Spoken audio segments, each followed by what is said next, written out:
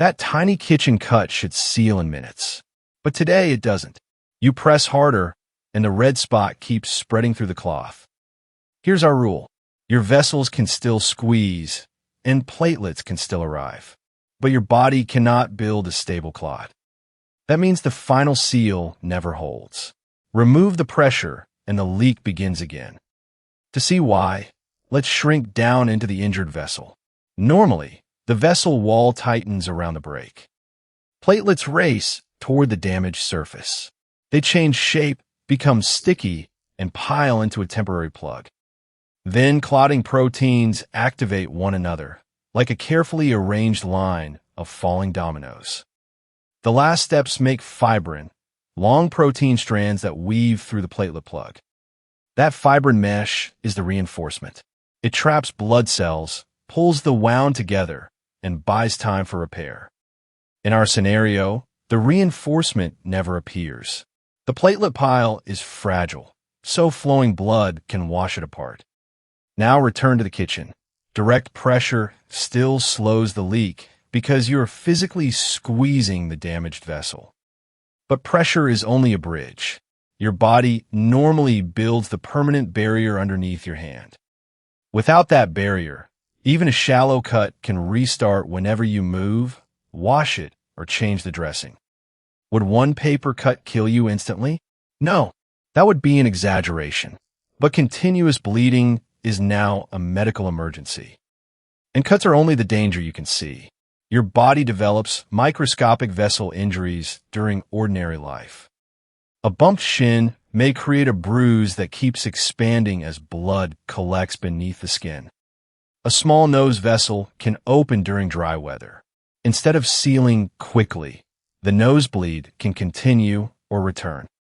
Your gums may bleed while brushing. A tooth extraction or surgery becomes much harder to manage safely. Now watch the knee. A tiny vessel inside the joint tears during a normal step.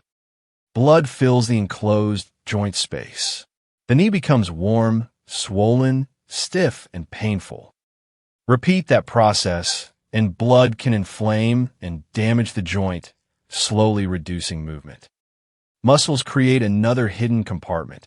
Bleeding inside them can cause swelling and pressure on nearby nerves. The most frightening location is the skull. It is a rigid box with almost no room for extra volume. After a head impact, internal bleeding can raise pressure around the brain, even when the outside looks normal. That is why a worsening headache, confusion, weakness, vomiting, or unusual sleepiness after an injury can be an emergency. Bleeding in the chest or abdomen can also hide. You might see no wound while blood pressure falls. As blood volume drops, the heart beats faster, the skin may turn pale and clammy, and the brain receives less oxygen. Dizziness becomes confusion. Without rapid control, severe blood loss can lead to shock and organ failure. So could you live normally? Not without replacing the missing protection and planning around every serious injury or procedure. Doctors would first need to find the broken step. Is the platelet count low? Are platelets malfunctioning? Or is a clotting factor missing? A blood count checks platelets. PT and APTT measure different parts of the clotting process. More specific tests can measure individual factors, von Willebrand factor, or clues from the liver. Treatment depends on that answer. Some people need a missing clotting factor delivered into a vein. Others may need platelets, plasma, vitamin K, an antifibrinolytic medicine, or a treatment that imitates a missing factor's function.